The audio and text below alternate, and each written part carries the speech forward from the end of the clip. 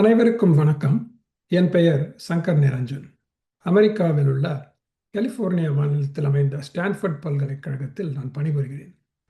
சிறுநீரகத் துறையில் நான் மருத்துவராகவும் இணை பேராசிரியராகவும் இங்கு இருக்கிறேன். சமுதாய சுகாதார கல்வி அந்த வரிசையில் இன்று நாம் உயர் இரத்த அழுத்தமும் உங்கள் நல்வாழ்வும் பற்றி பேசப்போகிறோம். இதை இப்போது காண்போம், கற்போம்.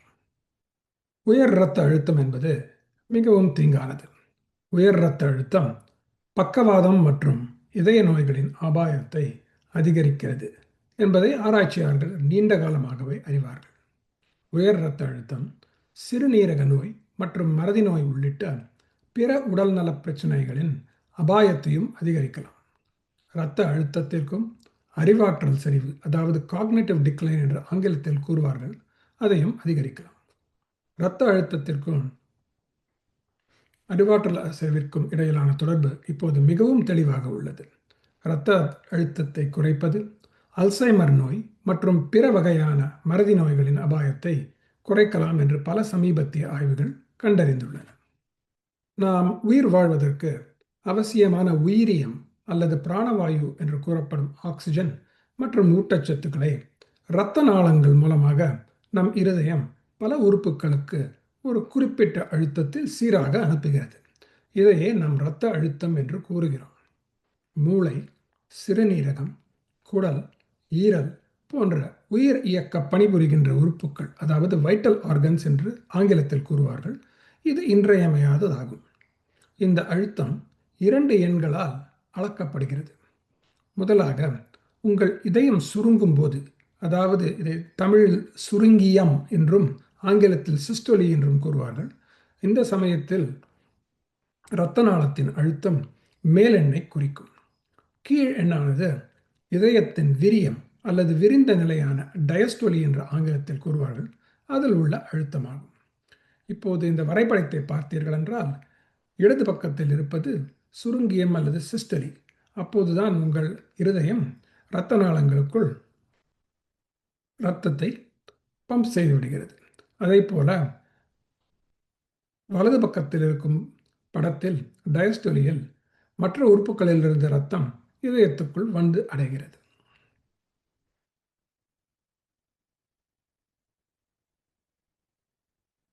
இந்த இரத்த அழுத்தத்தை அளக்கும் கருவியான இரத்த அழுத்தமானி, அதாவது பிளட் பிரஷர் மெஷரிங் டிவைஸ், மற்றும் கஃப் என்று சொல்லப்படும் கைச்சட்டையையும் நீங்கள் மருத்துவ நிலையங்களில் கண்டிருப்பீர்கள். இந்நாட்களில் இதை இல்லங்களிலும் அலுவலகங்களிலும் கூட காணலாம், அளவீடும் செய்யலாம். இரத்த அழுத்தத்தை நாம் ஏன் அளவிட வேண்டும்? உங்கள் மருத்துவரோ செவிலியோ சில சந்தர்ப்பங்களில் உங்கள் இரத்த அழுத்தத்தை அளவிடுவார்கள். குறிப்பாக வழக்கமான வருடாந்திர உடல் பரிசோதனை, அதாவது ஆனுவல் பிசிக்கல் எக்ஸாம் என்று சொல்வார்கள், அதன்போது உங்களுக்கு இரத்த அழுத்தம் அதிகமாக இருக்கிறதா என்று உணர, மற்றும் நீங்கள் உயர் இரத்த அழுத்தத்திற்கு மருந்து மாத்திரை உட்கொண்டால் அவை பயனுள்ள சிகிச்சை தானா என்று பரிசோதிக்கவும் அளவிடுவார்கள். இது ஒரு பெரிய பிரச்சனையா என்று நீங்கள் கேட்கலாம்.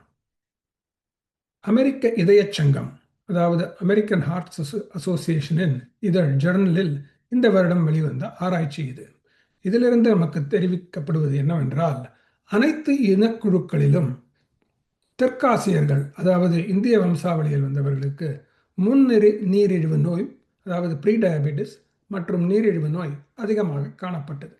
கருப்பின மற்றும் வெள்ளையின மக்களை விட கிட்டத்தட்ட 2 மடங்கு அதிகம். கருப்பின மக்களை தவிர மற்ற அனைத்து இனக்குழுக்களையும் விட தெற்காசிரியர்கள், அதாவது இந்தியர்கள், ஸ்ரீலங்கர்கள் போன்றவர்களுக்கு உயர் இரத்த அழுத்தம், ஹைப்பர் டென்ஷன் அதிகமாக இருந்தது. பொதுநல ஆராய்ச்சிகள் பல வருடமாக செய்து கொண்டிருக்கிறார்கள். அதில் என்ன தெரிவிக்கப்பட்டிருக்கிறது என்றால், இந்தியா உலகின் இதய நோய் சுமையின் சுமார் 60% முற்றிலும் பொறுப்பாளராக உள்ளது. உலக மக்கள் தொகையின் 20% குறைவாக உள்ள போதும் இதய நோய் என்பது இந்தியர்களுக்கான முதன்மை மரண காரணம் ஆகும்.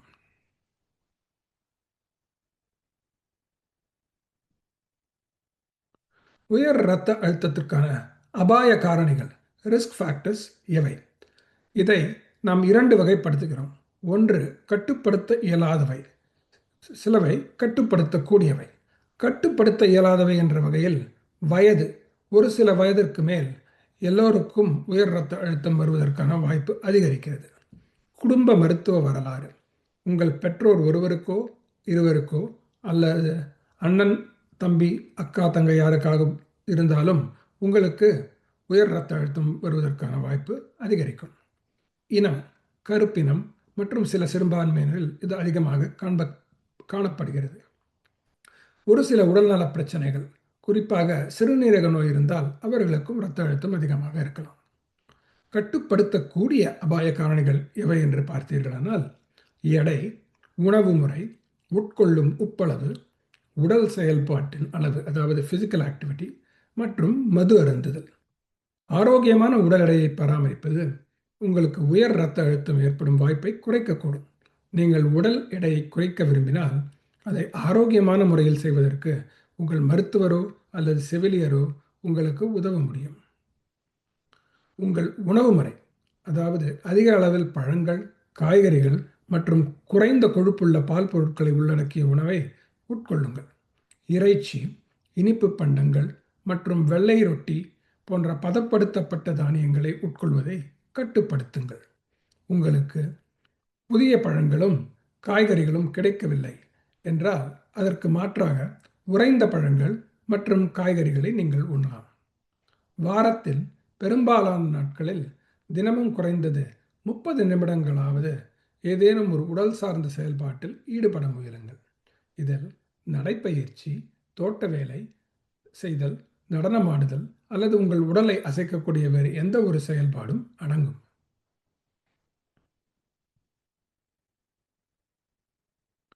இரத்த அழுத்தம் அதிகமானால் அது மாரடைப்பு நோய், இதய மேலறையின் நாரத் துடிப்பு, அதாவது இதய மேலறை என்பது ஆங்கிலத்தில் ஏட்ரியம் என்று இதயத்தில் சொல்வார்கள்.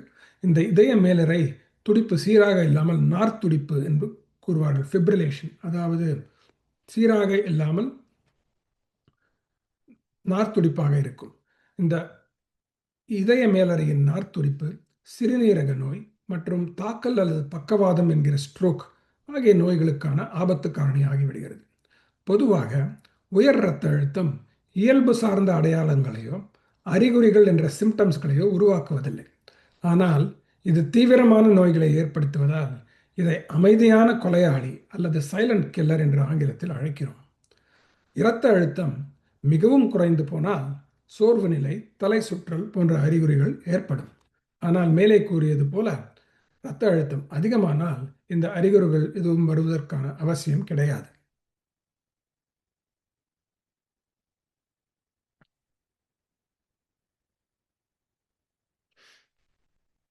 அமெரிக்க இதயச் சங்கம் 2025ஆம் ஆண்டு வெளியிட்ட வழிகாட்டுதல்கள். இதன்படி நீங்கள் இங்கே காணலாம். 120 கீழ் 80 அல்லது அதற்கும் குறைவாக இது இயல்பான இரத்த அழுத்தம் என்று கருதப்படுகிறது. உங்கள் இரத்த அழுத்தம் இயல்பான அளவில் இருந்தால் மாரடைப்பு அல்லது பக்கவாதம் வருவதற்கான அபாயம் மிகவும் குறைவு. உங்கள் இரத்த அழுத்தம் உயரத் தொடங்கியவுடன் அந்த அபாயம் 2, 5 அல்லது 8 மடங்கு அதிகரிக்கிறது. அந்த அழுத்தம் எவ்வளவு அதிகமாக உள்ளது என்பதை பொறுத்து.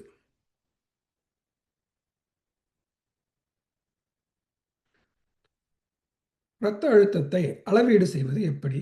அளவீடு துல்லியமாக இருக்கிற வழிமுறைகள் சில உள்ளன. அதாவது முதலாக கேஃபீன் உள்ள பானங்கள், காப்பி, தேநீர், கோக், பெப்சி வகைராக்கள் அளவீட்டிற்கு முன் 30 நிமிடங்களுக்கு தவிர்க்க வேண்டும். இரண்டாவதாக உடற்பயிற்சி மற்றும் புகைப்பிடித்தலையும் 30 நிமிடங்களுக்கு தவிர்க்கவும். மூன்றாவதாக கழிவறைக்கு சென்று சிறுநீர் கழித்துவிட்டு காலி சிறுநீர் பை, அதாவது எம்டி பிளாடருடன் இருக்க வேண்டும். நான்காவதாக 2 கால்களையும் குறுக்கிடாமல், தொங்கவிடாமல் தரையில் ஊன்றிக் கொண்டிருக்க வேண்டும். ஐந்தாவதாக நாற்காலியில் முதுகு சாய்த்து அமர வேண்டும்.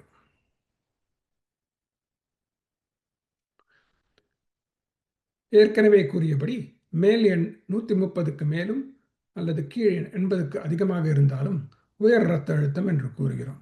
சாதாரண இரத்த அழுத்தம் என்பது 120 கீழ் 80க்கு கம்மியாக இருப்பது. உங்களுக்கு உயர் இரத்த அழுத்தம் இருப்பதாக உங்கள் மருத்துவருக்கு தெரிந்தாலோ அல்லது அவர் சந்தேகித்தாலோ உங்கள் இரத்த அழுத்தத்தை வீட்டிலேயே பரிசோதித்துக் கொள்ளுமாறு அவர் உங்களை கேட்டுக்கொள்ளும். இதற்கு சில காரணங்கள் உள்ளன. உங்கள் மருத்துவர் பின்வரும் விஷயங்களை அறிய விரும்பலாம். 1. மருத்துவமனையில் பரிசோதித்த போது இருந்த அதே அளவிலே வீட்டிலேயும் உங்கள் இரத்த அழுத்தம் உள்ளதா என்பதை அறிந்து கொள்ள. உங்கள் உயர் இரத்த அழுத்தத்திற்கான மருந்துகள் எவ்வளவு சிறப்பாக செயல்படுகின்றன என்பதை அறிய. 3. உங்கள் இரத்த அழுத்தத்தில் ஏற்படும் மாற்றங்கள், உதாரணமாக அது ஏற்ற இறக்கங்களுடன் மாறுகிறதா என்பதை அறிய. தங்கள் இரத்த அழுத்தத்தை தாங்களே பரிசோதித்துக் கொள்ளும் நபர்கள் பொதுவாக தங்கள் இரத்த அழுத்தத்தை குறிப்பிட்ட இலக்குக்குள் கட்டுக்குள் வைப்பதில் அதிக வெற்றி பெறுகிறார்கள் என்பது ஒரு முக்கியமான விஷயம்.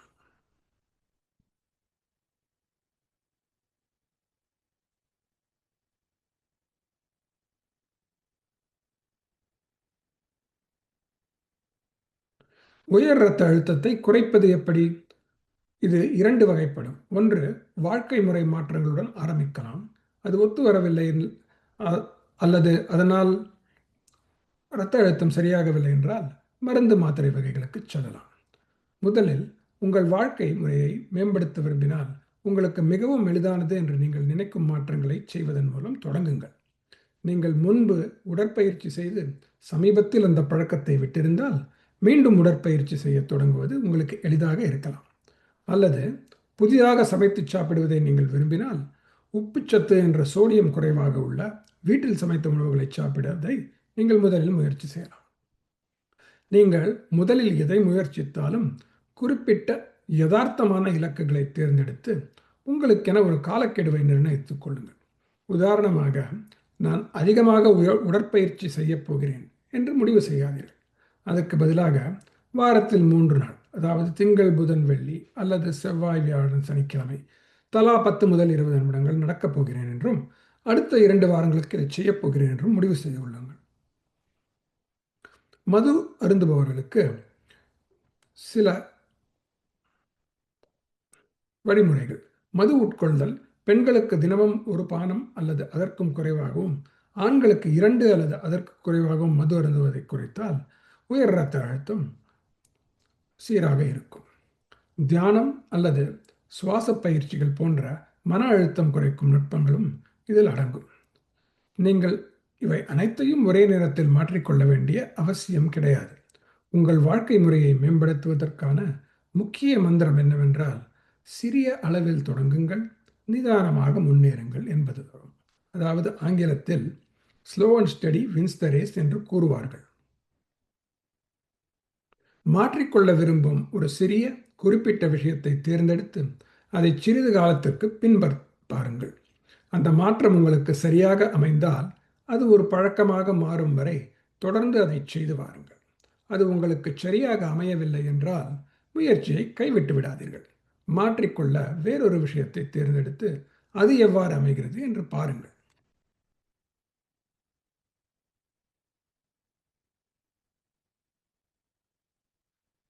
இந்த புகைப்படம் உங்களில் பலருக்கும் பரிச்சயம். நம்மில் பலர் நொறுக்கு தீனி பிரியர்கள். அதாவது குறைந்த உப்பு அளவு இருக்கும் உணவு, அதாவது உப்பு சேர்க்கை உள்ள உணவு, குறைந்த சோடியம் உணவு உண்பது என்றால் உப்பு குப்பியை தவிர்ப்பதும் சமைக்கும் போது உப்பு சேர்க்காமல் இருப்பதும் தான் என்று பலர் நினைக்கிறார்கள். ஆனால் மேசையில் அல்லது சமைக்கும் போது உப்பு சேர்க்காமல் இருப்பது சிறிதளவு மட்டுமே உதவும். நீங்கள் உண்ணும் சோடியத்தில் ஏறக்குறைய அனைத்தும் மளிகை கடைகளிலோ அல்லது உணவகங்களிலோ நீங்கள் வாங்கும் உணவுகளில் ஏற்கனவே உள்ளது. இந்த படத்தை பார்த்தாலே உங்களுக்கு அது விளங்கி இருக்கும்.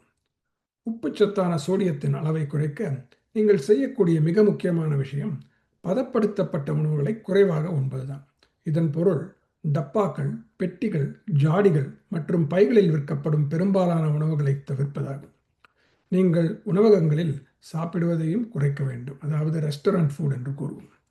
நீங்கள் உண்ணும் உப்பளவான சோடியத்தின் அளவை குறைக்க புதிய அல்லது புதிதாக உறைந்த பழங்கள், காய்கறிகள் மற்றும் இறைச்சிகளை வாங்குங்கள். அதாவது fresh or frozen fruits and vegetables என்று கூறுவோம். புதிதாக அல்லது உறைந்த உணவுகளில் உறைவதற்கு முன்பு எதுவும் சேர்க்கப்படுவதில்லை. பின்னர் இந்த பொருட்களை கொண்டு வீட்டிலேயே புதிதாக உணவுகளை தயாரிக்கலாம்.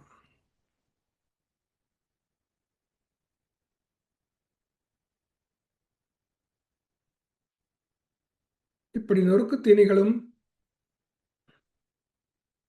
பேக்கேஜ் ஃபுட்ஸ் என்று சொல்லும் பொட்டலங்களில் இருக்கும் உணவு வகைகளையும் வாங்கினால் அதன் பின்னால் ஒரு அட்டை இருக்கும்.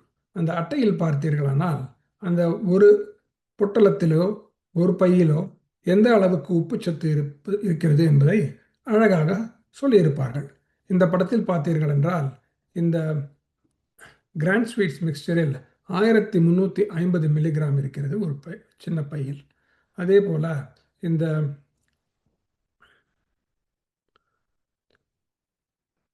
புஜியா என்ற பையில் பார்த்தீங்கன்னா 1100 மில்லிகிராம் இருக்கிறது. இது எதற்காக முக்கியம் என்று கேட்டீர்களானால் நமக்கு தினப்படி 2300 முதல் 2500 மில்லிகிராம் வரையே அனுமதிக்கப்படுகிறது இரத்த அழுத்தத்தை சீராக வைக்க வேண்டும் என்றால். அதனால் மற்ற மாற்றங்களைப் போலவே உப்பை ஒரேதடியாக தவிர்க்க முயற்சிக்காதீர்கள். அதற்கு பதிலாக அதிக சோடியம் உள்ள 1 அல்லது 2 உணவுகளை தேர்ந்தெடுத்து அவற்றுக்கு பதிலாக குறைந்த சோடியம் உள்ள உணவுகளை சேர்த்துக் கொள்ளுங்கள். அந்த குறைந்த சோடியம் உள்ள உணவுகளுக்கு பழகிய பிறகு மாற்றுவதற்கு வேறு 1 அல்லது 2 உணவுகளை கண்டறியுங்கள். பின்னர் நீங்கள் உண்ணும் அனைத்து உணவுகளும் சோடியமற்றவையாகவோ அல்லது குறைந்த சோடியம் உள்ளவைகளாகவோ மாறும் வரை இதை தொடர்ந்து செய்யுங்கள்.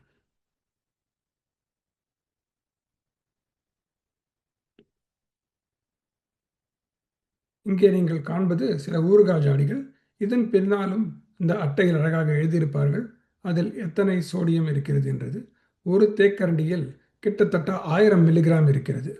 நீங்கள் ஒரு நாளைக்கு 2500 மில்லிகிராம் அளவே உட்கொள்ளலாம் என்ற பட்சத்தில் ஒரு தேக்கரண்டி ஊறுகாய் சாப்பிட்டால் அதுவே பாதிக்கு பாதி ஆகிவிடுகிறது. பொதுவாக மருத்துவர்கள் நோயாளிகளை 6 மாதங்கள் வாழ்க்கை முறை மாற்றத்தை முயற்சிக்கச் சொல்வார்கள். அது போதுமானதா என்று பார்ப்பார்கள். ஆனால் மற்றொரு சிகிச்சையை சேர்ப்பது ஒருவரை பொறுப்பிலிருந்து விடுவிக்காது. மருந்தை தொடங்கிய பிறகும் நாம் அந்த வாழ்க்கை முறை பிரச்சனைகளில் தொடர்ந்து கவனம் செலுத்துகிறோம்.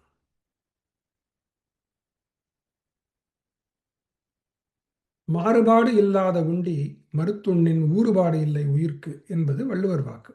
உங்கள் உணவை மேம்படுத்துங்கள். அனைவருக்கும் ஏற்ற ஒரே ஒரு உணவு முறை என்று எதுவுமே கிடையாது. ஆனால் பொதுவாக ஒரு ஆரோக்கியமான உணவு முறையில் பின்வருவன அடங்கும். முதலில் நிறைய பழங்கள், காய்கறிகள் மற்றும் முழு தானியங்கள். இரண்டாவது சில பீன்ஸ், பட்டாணி, பருப்பு வகைகள், கொண்டைக்கடலை மற்றும் அது போன்ற உணவுகள். மூன்றாவதாக வால்நட், பாதாம் மற்றும் வேர்க்கடலை போன்ற சில கொட்டைகள். நான்காவதாக கொழுப்பற்ற அல்லது குறைந்த கொழுப்புள்ள பால் மற்றும் பால் பொருட்கள், சில மீன் வகைகள். ஆரோக்கியமான உணவு முறையை பின்பற்ற சர்க்கரை, இனிப்புகள், இறைச்சிகள் மற்றும் சுத்திகரிக்கப்பட்ட தானியங்களை கட்டுப்படுத்துவது அல்லது தவிர்ப்பது முக்கியம். நாம் ஏற்கனவே இதை பார்த்தோம்.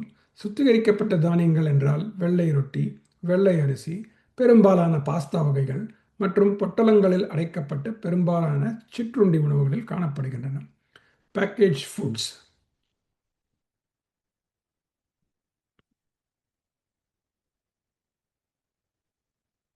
நீங்கள் மேலும் சுறுசுறுப்பாக இருக்க விரும்பினால் உடற்பயிற்சி கூடத்துக்கு செல்லவோ அல்லது வியர்வையில் நனையவோ தேவையில்லை.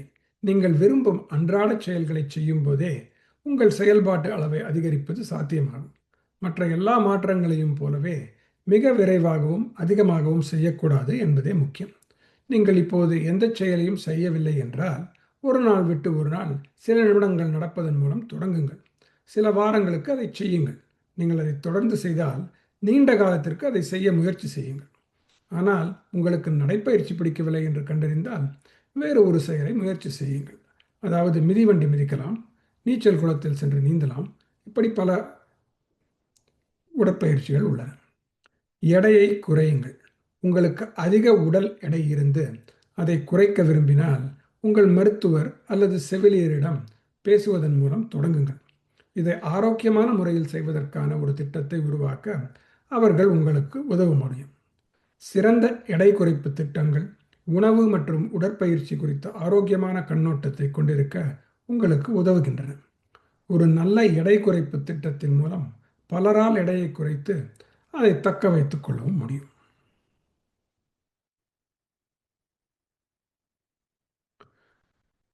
இப்போது வாழ்க்கை முறைகள் மாற்றங்கள் தாண்டி மருந்து மாத்திரை வகைகளுக்கு செல்வோம். உயர் இரத்த அழுத்தம் இருப்பது மாரடைப்பு, பக்கவாதம், சிறுநீரக பாதிப்பு மற்றும் பிற கடுமையான பிரச்சனைகளுக்கான அபாயத்தை ஏற்படுத்துகிறது. உயர் இரத்த அழுத்தத்திற்கு சிகிச்சை அளிக்க உங்கள் மருத்துவர் பரிந்துரைக்கும் மருந்துகள் இந்த பிரச்சனைகளின் அபாயத்தை குறைக்க உதவுவதோடு நீங்கள் நீண்ட காலம் வாழவும் உதவும். உங்கள் இரத்த அழுத்த மருந்துகளை அறிவுறுத்தப்பட்டபடி தினமும் எடுத்துக்கொள்வது மிகவும் முக்கியம். உயர் இரத்த அழுத்தம் பொதுவாக அறிகுறிகளை ஏற்படுத்தாது என்பது ஏற்கனவே கண்டோம். எனவே மக்கள் சில சமயங்களில் அதை தீவிரமாக எடுத்துக்கொள்வதில்லை. மேலும் இரத்த அழுத்த மருந்துகள் பக்க விளைவுகளை ஏற்படுத்தக்கூடும் மற்றும் விலை உயர்ந்தவையாக இருக்கலாம். எனவே மக்கள் அவற்றை எடுத்துக்கொள்ள விரும்புவதில்லை என்பதை புரிந்து கொள்வது எளிது. ஆனால் உங்கள் மருந்துகளை தவிர்க்க நீங்கள் தூண்டப்பட்டால் நினைவில் கொள்ளுங்கள், அவை உங்கள் உயிரை காப்பாற்றக்கூடும். உங்கள் மருந்துகள் விரும்பத்தகாத பக்க விளைவுகளை ஏற்படுத்தினால் அல்லது உங்கள் மருந்துகளுக்கு உங்களால் பணம் செலுத்த முடியாவிட்டால் உங்கள் மருத்துவர் அல்லது செவிலியரிடம் பேசுங்கள். இந்த பிரச்சனைகளை சமாளிக்க பெரும்பாலும் வழிகள் உள்ளன. உங்கள் மருத்துவர் அல்லது செவிலியரிடம் சொல்வதே முதல் படியாகும். எனக்கு என்னென்ன மருந்துகள் தேவைப்படலாம் என்று நீங்கள் கேட்டால், உயர் இரத்த அழுத்தத்திற்கு சிகிச்சை அளிக்க பலவிதமான மருந்துகள் உள்ளன. அவற்றில் சில இரத்த அழுத்தத்தை குறைப்பதை தவிர வேறு உடல்நல பலன்களையும் கொண்டுள்ளன. உங்களுக்கு எந்த மருந்து சிறந்தது என்பதை உங்கள் மருத்துவர் அல்லது செவிலியர் தீர்மானிப்பார்கள். இது பின்வரும் சிலவற்றை பொறுத்தது. முதலாக, உங்கள் இரத்த அழுத்தம் எவ்வளவு அதிகமாக உள்ளது? இரண்டாவது, உங்களுக்கு வேறு ஏதேனும் உடல்நல பிரச்சனைகள் இருக்கிறதா? மூன்றாவது, நீங்கள் முயற்சிக்கும் மருந்துகளால் உங்கள் உடல்நிலை எவ்வளவு சிறப்பாக உள்ளது? நான்காவது, நீங்கள் கர்ப்பமாக இருக்கிறீர்களா அல்லது கர்ப்பம் தரிக்க திட்டமிடுகிறீர்களா? உங்கள் மருத்துவர் அல்லது செவிலியர் உங்கள் மருந்தை அல்லது அதன் அளவை சில முறை மாற்ற வேண்டியிருக்கலாம். சிறந்த முறையில் செயல்பட்டு மிக குறைவான பக்க விளைவுகளை ஏற்படுத்தும் மருந்தையும் அதன் அளவையும் கண்டறிவதே இதன் நோக்கம். உங்கள் இரத்த அழுத்தத்தை கட்டுப்பாட்டுக்குள் கொண்டு வர நீங்கள் ஒன்றுக்கு மேற்பட்ட மருந்துகளை எடுக்க வேண்டியிருக்கலாம். உங்கள் மருத்துவர் அல்லது செவிலியர் என்ன பரிந்துரைத்தாலும் உங்கள் மருந்துகளை அவர்கள் பரிந்துரைத்தபடி சரியாக எடுத்துக்கொள்ளுங்கள். ஆனால் மருந்துகளால் உங்களுக்கு ஏதேனும் சிக்கல்கள் ஏற்பட்டால் எப்போதும் அவர்களிடம் தெரிவிக்கவும். அதன் மூலம் நீங்கள் முடிந்தவரை வசதியாக இருப்பதற்கும் அதிகபட்ச பலனை பெறுவதற்கும் அவர்கள் மாற்றங்களை செய்ய முடியும். உங்கள் மருத்துவர் அல்லது செவிலியரிடம் முதலில் பேசாமல் உங்கள் மருந்துகளை எடுத்துக்கொள்ளும் முறையை ஒருபோதும் நிறுத்தவோ அல்லது மாற்றவோ வேண்டாம்.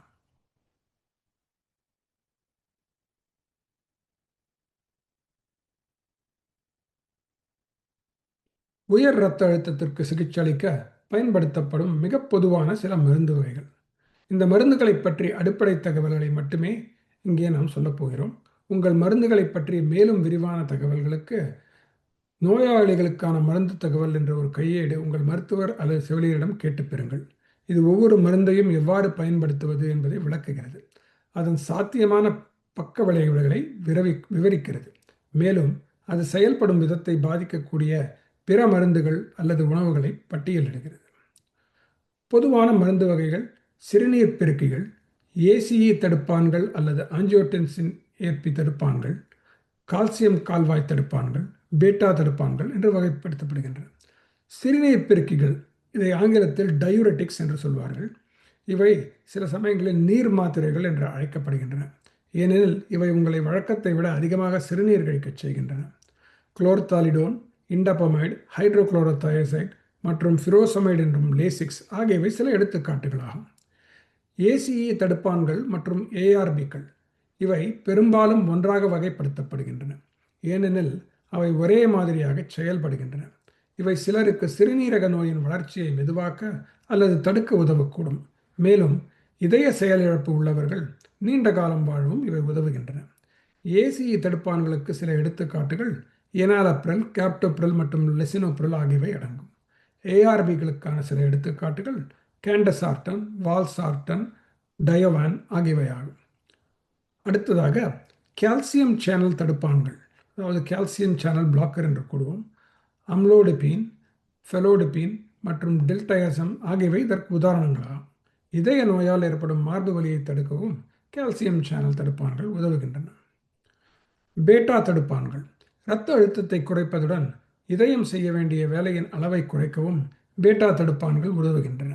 மாரடைப்புக்கு பின்னர் பீட்டா தடுப்பானை எடுத்துக்கொள்பவர்களுக்கு அதை எடுத்துக்கொள்ளாதவர்களை விட மீண்டும் மாரடைப்பு ஏற்படுவதற்கோ அல்லது இறப்பதற்கோ வாய்ப்பு குறைவு என்று ஆய்வுகள் காட்டுகின்றன.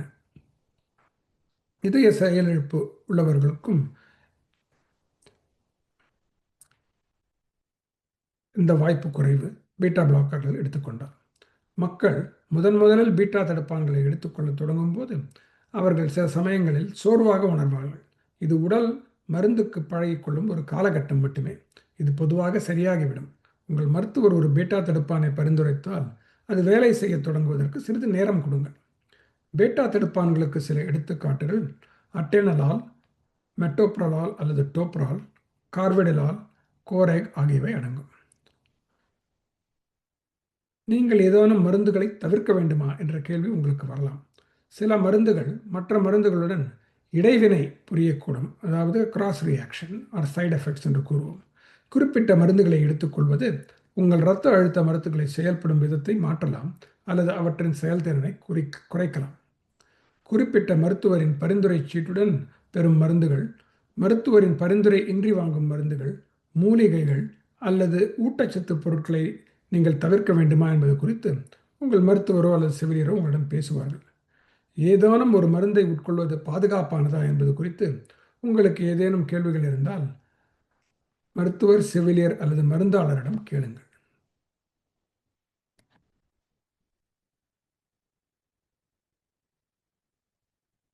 நோய் நாடி நோய் முதல் நாடி அது தணிக்கும் வாய் நாடி வாய்ப்பச் செயல் என்றார் வள்ளுவர். உயர் இரத்த அழுத்தம் உள்ளவர்களில் சுமார் 15% பேருக்கு எதிர்ப்பு உயர் இரத்த அழுத்தம், அதாவது ரெசிஸ்டன்ட் ஹைப்பர்டென்ஷன் என்று அழைக்கப்படுவது இருப்பதாக ஆராய்ச்சியாளர்கள் மதிப்பிடுகின்றனர். அதாவது இவர்களுக்கு வாழ்க்கை முறை மற்றும் மருந்துகள் கொடுத்தாலும் உயர் இரத்த அழுத்தம் சரியாகாது. அதற்கான காரணங்கள் வேறு சில நோய்களாக இருக்கும். அதையே நாம் இரண்டாம் நிலை உயர் இரத்த அழுத்தம் என்று கூறுகிறோம், அதாவது செகண்டரி ஹைப்பர்டென்ஷன். இதில் குறிப்பாக சில நோய்களும் மருந்துகளும் உண்டு. தடைபடும் தூக்க மூச்சு திணறல் என்று நீங்கள் கேள்விப்பட்டிருப்பீர்கள், அதாவது ஆங்கிலத்தில் அப்ஸ்ட்ரக்டிவ் ஸ்லீப் ஆப்னியா என்று கூறுவார்கள். இது கொஞ்சம் உடல் பருமனாக இருப்பவர்கள் அதிகம் குரட்டை விட்டு அவர்கள் மூச்சு திணறல் ஆகிவிடும். அப்படி இருக்கும்போது இது உடலில் உள்ள சில ரசாயன பொருட்களின் அளவை அதிகரித்து இரத்த அழுத்தத்தை அதிகரிக்கும். இந்த ஒரு நோய் இருந்தால் அதற்கு இந்த படத்தில் பார்ப்பது போல் இடப்பக்கம் கீழே அழகாக ஒரு சின்ன கருவியை வைத்து இந்த நோயை மிதப்படுத்தலாம் அல்லது குணப்படுத்தலாம். அப்படி செய்தீர்களானால் உங்கள் இரத்த அழுத்தம் சமசீர் நிலைக்கு வருவதற்கான வாய்ப்பு அதிகம். அதே போல மேலீரல் சுரப்பி என்று கேள்விப்பட்டிருக்கிறீர்கள், அதாவது சிறுநீரகத்துக்கு மேலே இருப்பது அட்ரீனல் கிளாண்ட் என்று ஆங்கிலத்தில் சொல்வார்கள். அந்த மேலீரல் சுரப்பிகள் புற்றுக்கட்டிகள் பல வகை. அதில் புற்றுக்கட்டி இருந்தால் இவையும் சில ரசாயன மாற்றங்களை உடம்பில் ஏற்படுத்தி உயர் இரத்த அழுத்தத்தை மோசமாக ஆக்கும். அதே போல சிறுநீரகத்துக்கு வரும் தமனிகள் அல்லது இரத்த நாளங்கள் அடைபட்டால் இதை ஸ்டினோசிஸ் அல்லது பிளாக்கேஜ் என்று சொல்வார்கள். அது இருந்ததினால் அதுவும் இரத்த அழுத்தத்தை அதிகரிக்கும். வெகு சிலருக்கு பிறவிலேயே இந்த பெருந்தமனி என்று சொல்லும் அயோர்ட்டா அது சரியாக வளராமல் குறுகலாக இருக்கும். அப்படி இருந்தாலும் உயர் இரத்த அழுத்தம் இருக்கலாம். தைராய்டு நோய், சிறுநீரக நோய் என்பவையெல்லாம் சில மற்ற காரணங்கள். மருந்து வகைராக்களில் கருத்தடை மாத்திரைகள் இரத்த அழுத்தத்தை மோசமாக்கும். நான்-ஸ்டெராய்டல் ஆன்டி இன்ஃப்ளமேட்டரி ட்ரக்ஸ் என்று ஆங்கிலத்தில் கூறுவார்கள். அதாவது நீங்கள் மருந்து கடையில் போய் வாங்கினீர்களானால் ஐபிப்ரோஃபன், ப்ரூஃபன், மோபிக், ஆட்வில், அலீவ், மெலாக்சிகாம் போன்ற பல மருந்துகள், இவைகளும் உயர் இரத்த அழுத்தத்தை மோசமாக்கலாம்.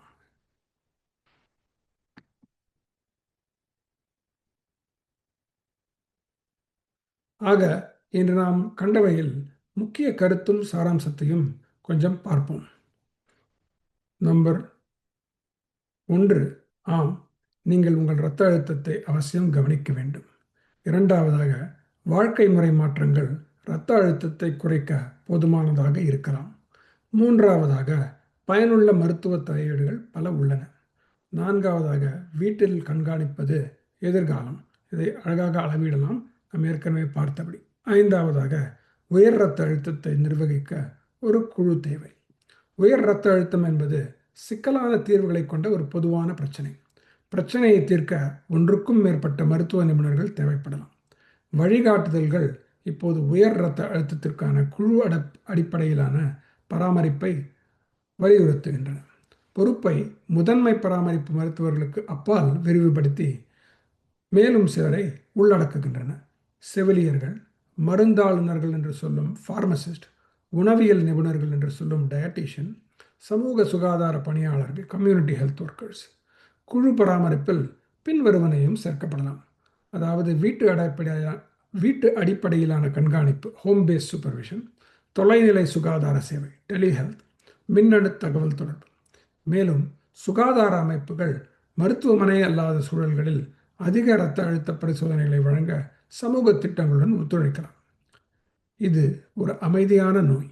எனவே சமூக விழிப்புணர்வை ஊக்குவிக்க நாம் அதிகமாக செய்ய வேண்டும். நல்ல சுகாதார சேவையை எளிதாக அணுக முடியாத மக்களை சென்றடைய நாம் கொஞ்சம் படைப்பாற்றலாகவும் இருக்க வேண்டும். வாய்ப்புக்கு நன்றி. வணக்கம். இந்த சுகாதார கல்வி centre for Asian health and research, care என்பது ஸ்டான்ஃபோர்ட் பல்கலைக்கழகத்தின் ஒரு அங்கம். அவர்களுடைய வலைதள முகவரியும் இதில் சேர்த்துள்ளேன். நன்றி, வணக்கம்.